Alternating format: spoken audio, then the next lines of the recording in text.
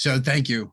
This whole summit it's been mind blowing for me because a lot of this stuff I did without actually knowing what I was doing, if that makes sense. I remember when Maltego first came out, which was forever ago. And it was an amazing tool. Back then, almost everything was free. So, I mean, you do a ridiculous amount of stuff with it before you actually had any limits or anything like that. Like I remember integrating Nmap and all kinds of really cool stuff into it.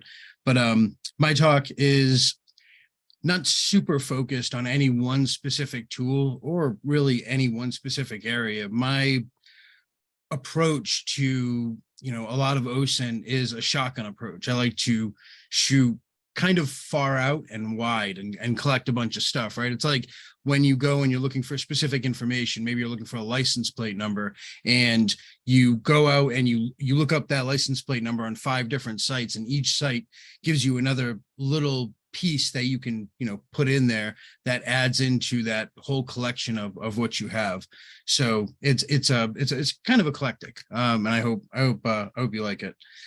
So to start out, who I was and who I am today, I think history shapes a good part of who we are and what makes us who we are to this day. So I think it's important to talk about. I have a long history in cybersecurity, social engineering, not necessarily from a practitioner's standpoint, but more the theoretical standpoint. I very much enjoy studying NLP and body language and all those things, kinesics, proxemics, all those things that make up that particular region. I don't very much enjoy practicing it. I'm not a very social creature. So I hope this isn't too awkward of a presentation. I was a former criminal. I'm not now, so there's that. And I'm a content creator. So I've, a lot of the stuff that I've learned, I've put into that format and put online, because I think a lot of what I talk about and a lot of the stuff that we talk about as far as like OPSEC goes, when you're looking at it from the standpoint of it being security and not necessarily breaking the law, we can put it into view where it's like, if you can operate on the darknet, which I know a couple of OSINT practitioners who find a ton of information on there, like Matt, if you can operate on there, there's a lot of good stuff on there. But if you can operate on there and be secure, then, it being one of the most hostile networks that I personally know of, I don't see where you couldn't operate and be okay. Because at the end of the day, on that kind of network, you have, feds who have massive budgets that are looking for people on there. And it's not just one country, it's multiple countries. You have scammers, there's a variety of different active threats that are persistent on there on a regular basis. So it's an interesting place to be, and it's an interesting place to learn OPSEC, because the chances, if you screw up, especially if you're doing something nefarious, are much, much higher. And I don't advocate any of that. I think the ROI is just not there. And at the end of the day, it's not something that I don't want to see anybody go to prison. So it's a bad place to be, which is kind of brings us to our next slide, where we talk about how OSINT absolutely is a double-edged sword, right? Like you can use it for good, you can use it for bad. You have awesome organizations out there that use it to help find people who are being trafficked. You have, other times you have social engineers that use it for a pretext in order to be able to get someone to, click on that attachment that says it's their new financial, the new bank that they wanted, the direct deposit to go to, and that person clicks it and they just got owned. So there was you also have, so you have that back and forth between law enforcement and, these nefarious entities, but you also have criminals versus criminals, going at each other. And I think OSINT is so powerful that at the end of the day, you don't even need to launch an exploit if in some cases, because if you can get enough information, knowledge is power. So the ability to do OSINT and pull this information out of thin air and, bring it all together gives you a massive view of your future battlefield if there's going to be a battle. And I think everybody here is pretty well familiar with, Sun Tzu and what he says about calculations. So the fact of the matter is, if you can see that battlefield and you can understand it going forward, you can do a lot. And I remember personally, there was a website that I had went to, and it was a website that basically cracked passwords and shared these cracked passwords. And I remember doing a very basic, grade level, like who is search on them. And I found out that the domain had just been transferred, and I was able to see the new owner's information. And I listed all that. I did massive amount of OSINT. And basically I wanted a membership on the site, but I didn't want to have to pay $20 a month to get it. So my goal was to be able to catalog everything and then present it to the owner, and hopefully we can barter, like, hey, here's a bunch of vulnerabilities you have, can I have a free membership? And that worked out well. And then he actually made me an admin, and I made a member who was on a previous site admin. He ended up killing the site, but it's interesting how far we can get with just pure information that's already out there. And I think another thing is how relative it is to say that these people or those people are criminals, because at the end of the day, according to a study that was done, we're all criminals. The average person, in fact, commits 3 felonies a day. It's estimated, and that makes sense given the fact that a lawyer studies law for 7 years and can only specialize in one section of it. No lawyer has the tax code memorized, and none of us do, for sure. So I think that's also an important fact to keep in mind when doing it. But things like CIFA do exist, and as we saw with Aaron Schwartz, like just downloading some files from a database that you have access to can really screw you over. And the feds have a 98% conviction rate. So once that ball starts rolling and you see that indictment, it's not going to end well for you unless you're that 2%. And it's very hard to be in that 2%. So before I continued, I wanted to kind of elaborate on that. At the end of the day, there's real issues here. Like, you don't have to be a darknet vendor in order to get a federal indictment. Like I said, at the end of the day, none of us know all the laws. The other thing that's really interesting is when we look at the fact that we don't actually have to break in anywhere, right? Like, we don't have to load up Maltego or MSF Venom or even the social engineering toolkit to really go at a place. A lot of the times their information's already out there. And I think us as OSINT practitioners, that's probably the best thing is like when we can go out there and we can find everything we need, and we don't have to do any of that. Or it enables us to do our job as a pen tester so much more easily. And it makes it look like magic at the end of the day to whoever your client is. It's almost kind of scary.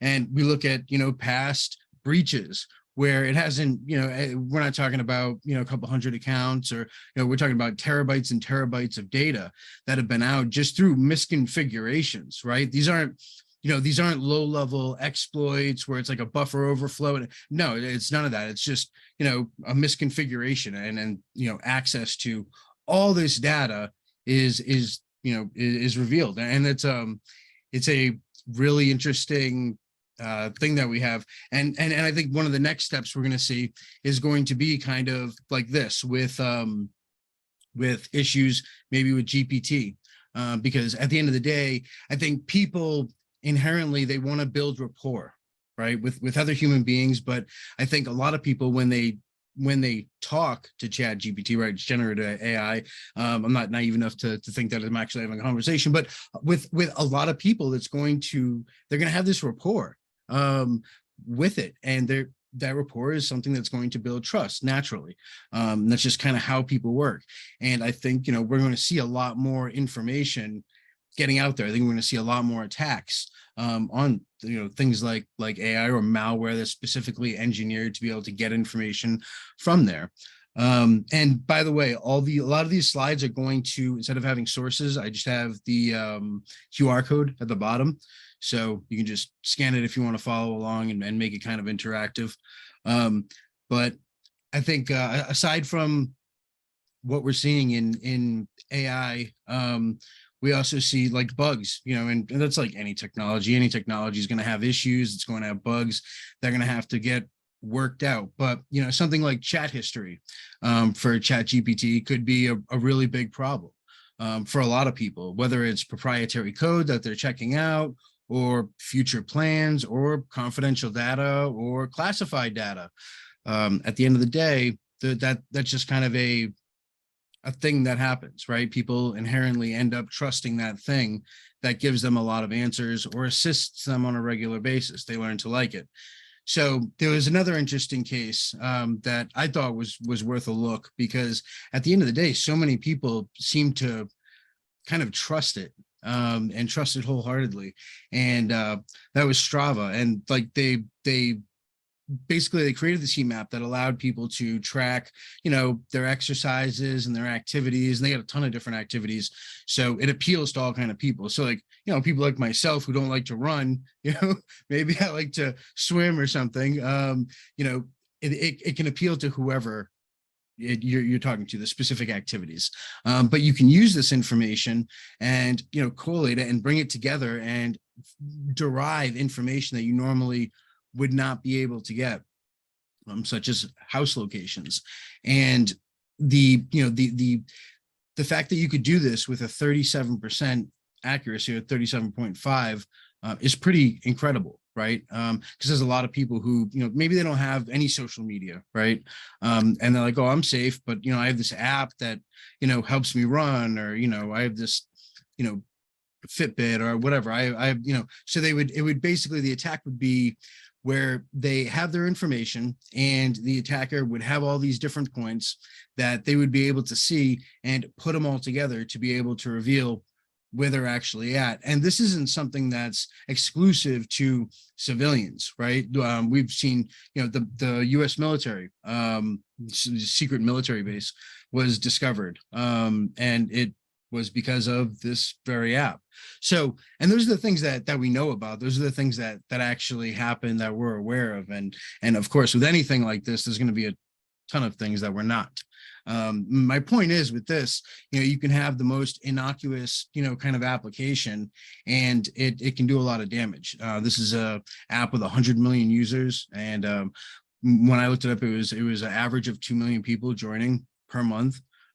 Which is phenomenal for people like us who, are looking for information that's out there, that's free, that's kind of open source, when they have it like that. So I think another important thing to look at is some of the fails that have occurred. And a lot of these are OPSEC fails, but I think that they are relevant when we look at OSINT, because it's stuff that was either put out there by the individual themselves, or put out there by an organization of people. And this isn't just like, the local corporation messing up. This is things like the president, and I don't really care who the president is, but my point is, something like that, where you're going to show, special forces who go out on very dangerous missions. And there are a lot of people who would like to, grab up a U.S., someone with that amount of intelligence, and to, in this, you see their faces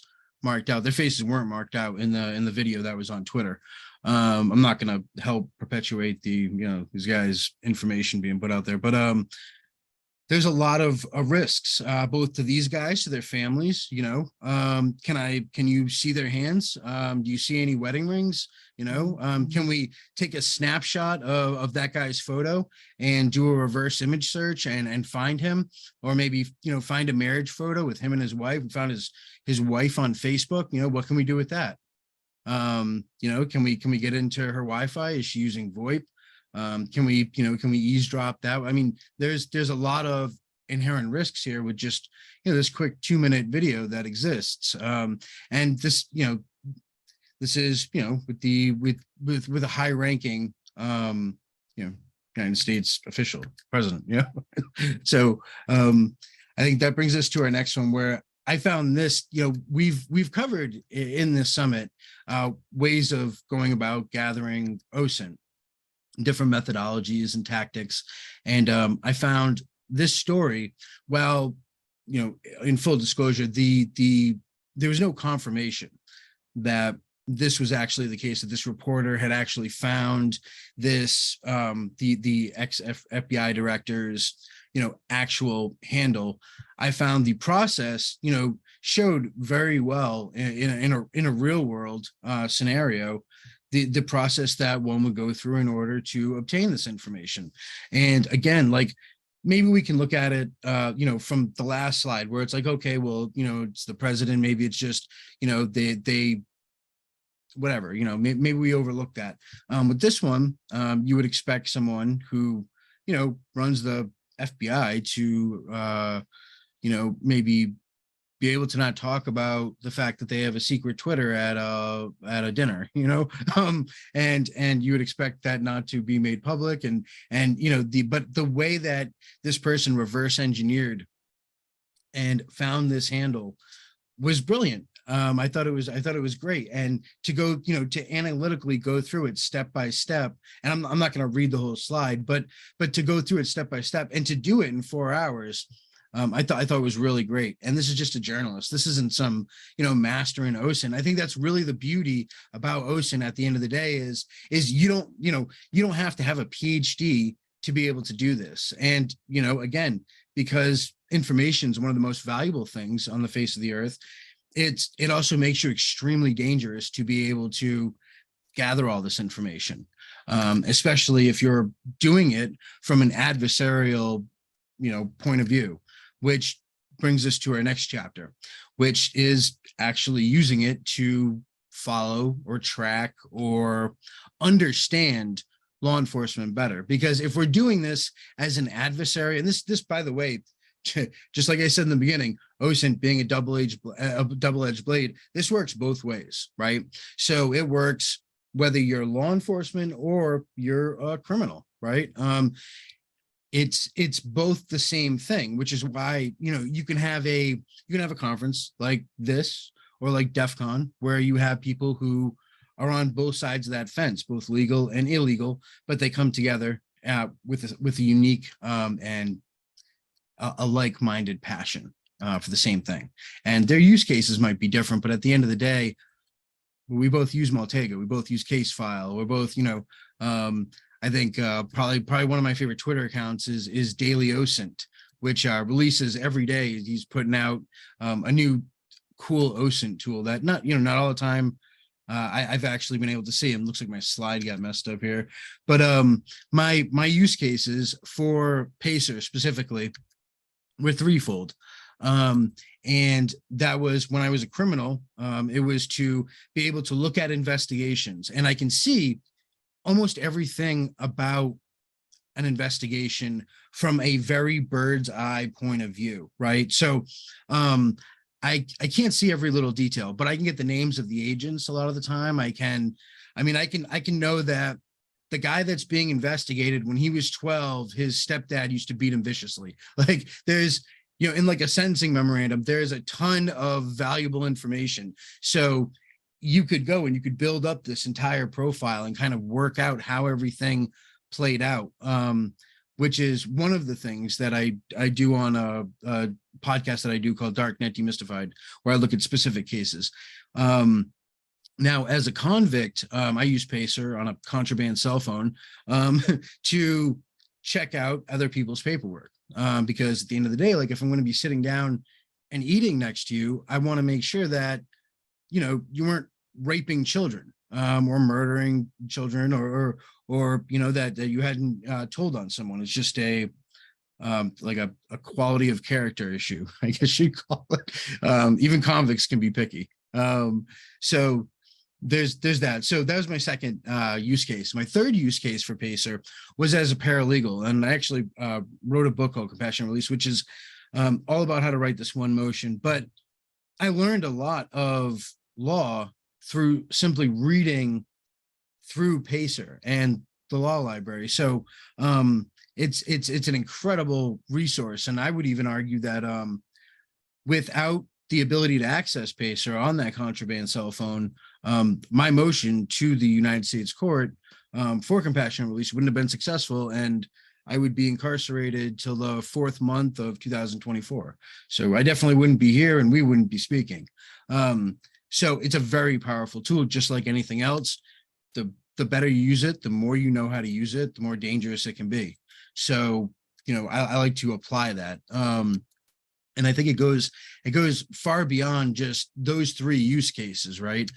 We can look at historically how things used to be. I mean, historically, they used to put a lot of information on Pacer, such as like a PSI. And a PSI, for those of you who don't know, is a pre-sentence investigation. It's basically a wild card for you Linux lovers. It's going to give you everything. It's going to tell you everything about a person from when they were born till now. It's going to reveal everything, but it also reveals if they were an informant and all that kind of stuff. So the U.S. courts ended up blocking that. They don't allow you to access that now. So you have other things where you look at sentencing memorandums, you look for things like Rule 35Bs, you look for different things where if I'm doing it from a convict standpoint, I could tell if you told, even with the United States court blocking a lot of those things, we could still decipher that and find it in black and white. And if you're looking at it from a OSINT point of view, where you're like, okay, I'm trying to learn how law enforcement works because maybe they're my adversary, then you can see how this person was caught. I've read a ton of affidavits by FBI agents and for Darknet vendors, a lot of the times, Coinbase is in there, and usually it's not good. Usually it's like they have the same Coinbase account for 3 years, and it's horrible OPSEC. But my point is, a lot of this stuff was just out there, and there was no obfuscation on their part. So if I'm sitting back from a disconnected standpoint, I'm reading this and I haven't done anything illegal yet, knowing this information is incredibly valuable, because I can see how other people made that mistake, but it also tells me through osmosis what law enforcement looks for. And I can, try to move around that. And obviously we know with AI now, there's a whole bunch of, it can be extremely challenging, not impossible, but extremely challenging to actually, do something like that and get away with it. But I think if we know how someone worked in the past and we know how they're working currently, then it gives us a very good idea of how they're going to work in the future, right? Like they say, those who don't know history are doomed to repeat it. And I would say that those who fully understand it can understand what's going to come next. They can see what's going to happen next before it actually happens. And that's incredibly valuable. And that's really at the end of the day, how you can start to do something like, if I know what my enemy is going to do, then I know how to not allow them a certain piece of information, right? Which is essentially the definition of operational security to begin with, is denying your adversary the ability to know anything. And again, we're doing this, through a database these are all public records. So the next thing I would come across, that if I was having this discussion, we were having a Discord back and forth, a lot of people say, well, Sam, it's not free, right? Like at a certain point you have to pay like 10 cents a page. And yeah, you're absolutely right. I mean, my last Pacer bill was like $300. So it's definitely not free. I would love to see it become free. I think it should be free, but it's definitely not. However, it is in some cases. And this is one of those use cases. If you are extremely strategic with your searches, you can search, once every quarter for free. So that's an option. You have some other options too, where like if the court gives you access and things like that, that's great. You can also contact them, I believe, and state that you're a researcher, and that's also cool. But I think they're kind of they have some PTSD now from like Aaron Schwartz downloading just hundreds and hundreds of documents. So there's that. But what happens if you don't want, in order to have Pacer, I have to create this account with the federal government. I have to put in a credit card, right? And obviously we all know there's, ways around that. But, I have to put this in, and I don't want to do that. Well, there's an open source, kind of version of Pacer, and it's not a version. What you're going to find on Google Scholar is going to be massively less than what you're going to find on Pacer. Like Pacer is going to have newer cases. They're going to have, if something happens in a case right now, you're going to know the next day or the day after that. There's not a lot of time where you're not going to be able to see that. So you can see the most recent updates. Google Scholar is more of like a take what you can get. It's basically an open source law library that lets you look up, articles or case law. So there's a ton of case law that you can get. So for example, if you don't want to pay a ridiculous amount of money or you don't want to drive to your state capital to look through the law library that they have, you can hop on here. You can see things like Supreme Court cases in that state, which I do all the time, to be able to cite relevant law in court motions. So Google Scholar is phenomenal. Broadcastify is basically, imagine back in the 90s, like, when you had a scanner, like a police scanner, and I know a bunch of people still have them today, but you had this scanner and you could listen to what's going on in your area in real time. This is probably one of those, I think traditional OSINT practitioners, we think of open source intelligence as a very textual thing, right? Like documents or spreadsheets or searchable databases that are open source, or all those things that are accessible that way. I think also a great thing to look at is auditory. I think with things that are like, it's going to be interesting in the future to see, like, say Amazon has a breach and it's a bunch of recorded data, right? So it's like a bunch of echoes that have been recording for days, and like what information can you derive from that? We'll have to pour it into a transcript and Control F but I think one of the things that gets overlooked is other mediums of media for open source intelligence gathering. And that's not always true, because we do have, like, cameras, right? That's a big thing in OSINT. People looking at looking through cameras, looking at cameras, trying to figure things out. So that brings me to my next point, and it's the Wayback Machine. And I know everyone right now is like, oh man, really? Like, that's, we've been talking about that since forever, since before we called it OSINT. But I'm not talking about the Wayback Machine specifically for us looking at a domain, right? What I'm talking about it for is for its collections. So they have this section on the site where when you go there, if you scroll down, you'll see these collections, and they're collections of different things, whether it's PDFs or manuals or anything else like that. So knowing this, one interesting thing would be is to, like, okay, this is basically a massive, cache of different specific topics or items, right? Aside from looking up the obvious OSINT, my interest was like, okay, well, what can we find on law enforcement, right? And it turns out for text, over 1 million results. And, you can see on the left there, a bunch of other results too, new movies, data, audio. So all those things, would be great to go through. If we were trying to, at the end of the day, there's, unfortunately for law enforcement, there's no manual for criminals to follow. So it's kind of just freelance. And sometimes each one is different. But what's advantageous for criminals is that a lot of times, law enforcement has SOPs.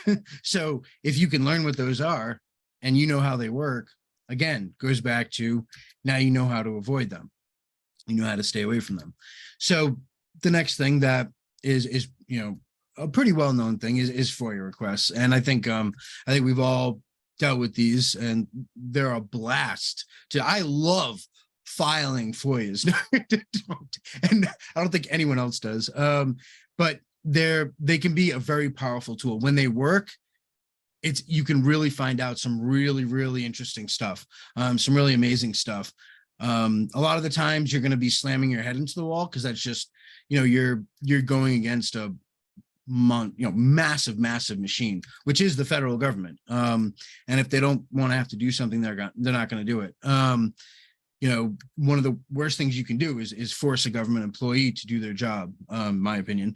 But another great option, if you want to automate your workflow of OSINT, which I love to do, is RSS feeds, but making Google alerts and then turning them into RSS feeds. So whenever something happens, you are notified. You don't have to go searching. It's like, we can, like, let's say we're out in the woods, we're trapped out in the woods. We can go hunting every day, but if we do that, we're going to have to forsake our shelter. We're gonna have to forsake getting water. We're gonna have to, and every day we're gonna be out there struggling to survive. Well, what happens if instead we just set traps, right? If we set a bunch of traps and we automate that process of hunting, it might not work every time, but at the end of the day, it's going to free us up enough where even if it works once a week, we have a whole day now to maybe build our shelter or to gather water. My point is, we're not surviving at that point. We're attempting to thrive by automating our workflow and making it a little bit easier and having the answers given to us instead of having to go out and search for them. I think the other really good example I saw of this was Matt, who had talked about integrating AI into making sock puppet accounts, which is absolutely phenomenal because you can get local information and I thought that was beautiful. So jumping paywalls, a lot of us, a lot of people already know about this. They can do it with ease, but a lot of the times, all it is JavaScript that's doing it. So if that's what you have, it really sucks. If at the end of the day, that's what's standing between you and the information you need. So the ability to remove that and get away from it and bypass it and get the information you need is awesome without having to, spend $50 for a subscription to Forbes. Like I'm good, and it's, simple enough with like a tool like this, where you just click, boom, now I have that information. Your paywall is gone. It's a lot of, and this, obviously it's not universal, but it's good enough where for me, it does what I need it for it to do. So state criminal background checks, and a lot of people are going to be familiar with this, but also, the ability to go out and find parking tickets or just stupid stuff like that. If nothing else, it gives you, some kind of geological data that you can use. For me, I like to, put like the state and then judiciary and criminal records after that. And, you kind of have to go through it and then you have to go on the website. And a lot of times you have to find the public portal. A lot of these states I found have the same setup. Now, Vermont's kind of weird because if you go into like the first result, it's like, oh, fill out this form to be able to do criminal record checks. And, if I don't do that and I just do this and I use the public portal, I don't have to do any of that, which is awesome because that means I can look this stuff up and I don't have to submit any information of my own, which that's great. In one of my first slides, one of the things I had was it said that, the average person puts out like 1,200, it's like 1,200 interactions with technology on a regular basis where it might, maybe it's a credit card swipe or whatever, but you have all these different things that are happening, whether it's your auto pay or whatever that are, being documented in the background. So like the last speaker said, someone's always watching. I think that's a really, really good point. And if we can eliminate that and we can make it so we're not putting ourselves out there as much, obviously that's beneficial because while we like to find stuff out about other people, we don't like our stuff being out there, right? So I love this method. I know it works with Washington State and Vermont, and there's a few others, but this method for me is great. And I found at one of the places I worked, I found some other people who weren't as honest about their felonies as I was, which was interesting. Other state databases, obviously, I think if you're looking for maybe a good sock puppet that you don't care about, if it gets flagged for something, is the sex offender registry, right? Like, for me, it's like if this person's information gets out there, what do I care? I don't. So other state databases definitely useful, and all different states have all different ones. This could be sex offender registries. It could also be business listings, right? So like if you were to look up, as an exercise, try looking up my name in Vermont, and you'll find that I have an LLC registered here in the state. And then from that, now you have all kinds of stuff about me. You have my home address. You have all these different things. So it enables us to rapidly discover information. But the thing about that is if I Google those same things, they don't really come up. And I find that's really kind of an interesting field we go into, where it's like we have a lot of sites now that aren't necessarily fully open to Google. It's like, I've looked things up before on Reddit and easily been able to find them. Whereas like if I Google it, I don't find those same Reddit posts, which is, like I said, it's interesting to me. So now we go to, law enforcement tactics. If I'm coming at this as an adversary to law enforcement, I want to know, how they're trained, how they think, and how they work. And that might entail also learning, about things like SIGINT and all these other things that are, collectively going to make up, intelligence gathering for that entire community. It might also go to military, because as a lot of people know, we have a lot of ex-military who are law enforcement. So, obviously they're going to bring their particular skill sets to that career. So one of the first ones, which is unfortunate because it's paid, but I figured I'd put it in here anyways, because it's an eclectic source and it's not that much. But and it also gives me on this site the different types of training that we're going to see for law enforcement, because I'm not law enforcement. What do I know, what they're trained in? But it's nice to have a categorized list. So if I find it on an open source area, I can say, okay, well, this one doesn't have investigative skills, right? Maybe I'll keep looking for that, or maybe I'll look for it by category. This just opens that up. And it also lists the course. It says what's in them, and it says how long they are. So at the end of the day, we know, what the content is. We can figure out how deep they actually go based off of that. So there are other portals that offer, this kind of training. And I do think the Moodle server is actually free.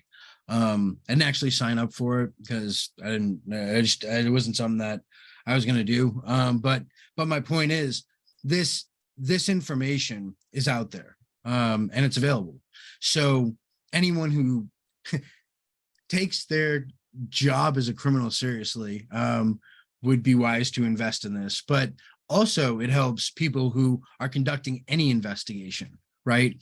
Because there's a reason why they have SOPs. There's a reason why it's standard and it's structured, and it is the way it is. It's because it's been made to encompass everything that needs to go into that investigation. So looking at it from that standpoint, we can see that there's a lot more valuable information there than just, oh, this is what the police do, this is what the feds do. It goes a lot deeper than that. And I think manuals is really where it's at, RTFM all day.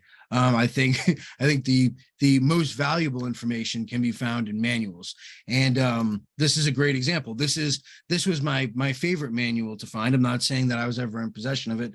This is a redacted version of this that's available at that QR code, but this is the United States Postal Inspector's Manual. If you're going to ship drugs, you're going to want to read this, right? You're going to want to know, what is it that they classify as a suspicious package? And then you're going to want to never do that, and again, it goes back to understanding those principles and putting them into practice, and in order to be as effective as possible with whatever it is you're doing, whether it's an OSINT investigation into a competing corporation, or it's something as nefarious as this. At the end of the day, it's such a wide range, and that's why really with this talk, I mean, I could have done probably 80 slides and talked for 2 hours, but I really had to whittle it down. So I did my best.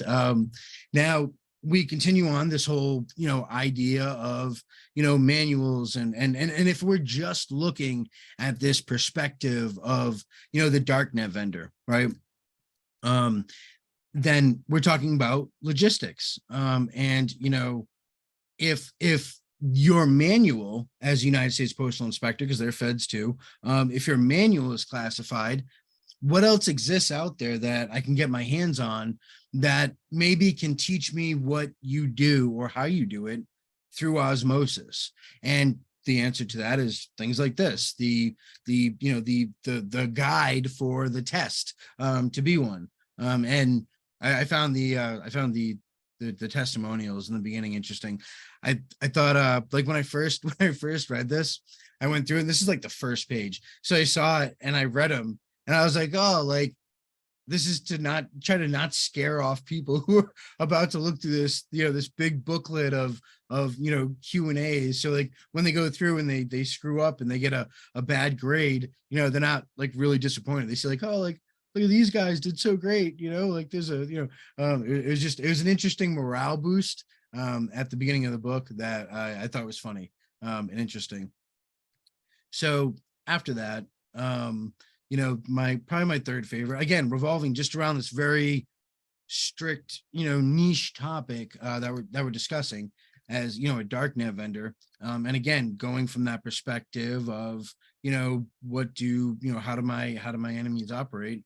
It would be, that a warrant, is required for, mailing drugs through the United States post office. Now, that's not true with FedEx, UPS, DHL, or any of the other shippers. So right off the bat, reading this alone, which, I mean, the cover looks like a bad 90s movie or series, but reading that one sentence right there, it tells me exactly what I should do. Like other people might read it and be like, oh yeah, all right, who cares? I read that and I see, use USPS, that's why my DEF CON talk, I'm like, I loved USPS because I knew that my package, wasn't going to be opened. And if they did open my package without a warrant, then it was done so illegally, which makes the proceeds of anything fruit from the poisonous tree. But turns out, that's that idealistic black and white is not actually how the system works. So that totally backfired. You can understand the law, but if it'll actually be applied is a totally different thing. And that's really the crux of the matter is, I think, one of the strongest, in order to be really strong, and OSINT in general, you don't need to have a PhD. You have to be adaptable and you have to be relentless and you have to persevere. I heard a story about how Washington, President Washington was, he wasn't that good of a commander. Like he would show, like militias would show up, and they would be like, you'd be like, oh, you're gonna go flank on the left, and be like, oh, if we flank on the left, we're all gonna die, and be like, I don't care, go do it, and be like, no, and they'd leave because they have no obligation to actually fight. But he lost a lot of men, and at the end of the day, I mean, it's nice, it's a sacrifice you don't have to make, but he lost a lot of men. But the fact is, he was successful because he persevered. And I think we've all been there. Like we've all been on an investigation and it's like 3 a.m. and we can't find what we're looking for. And you end up just going to bed in frustration, and you wake up the next morning at 4:30 or 5 or whatever, whenever you wake up and you start going back at it, and everything comes into focus and it comes together for you. And I think that's a beautiful thing.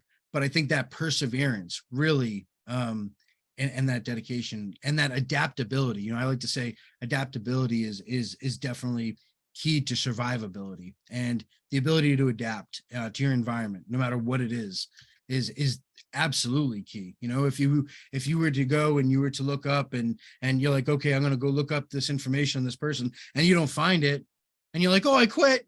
Like your time in OSINT isn't going to be very long. So I find like that it's just very interesting. And then seeing all the tools that are coming out more and more every day.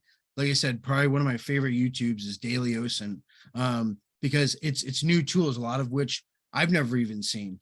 And then I see him come out with them. I'm like, I'm curious now, and I go and I have to try them. So I go and I try them, and I learn this whole new capability that exists. It's like, coming to an OSINT summit, you watch it and you have these whole new capabilities that exist, and it's fascinating. So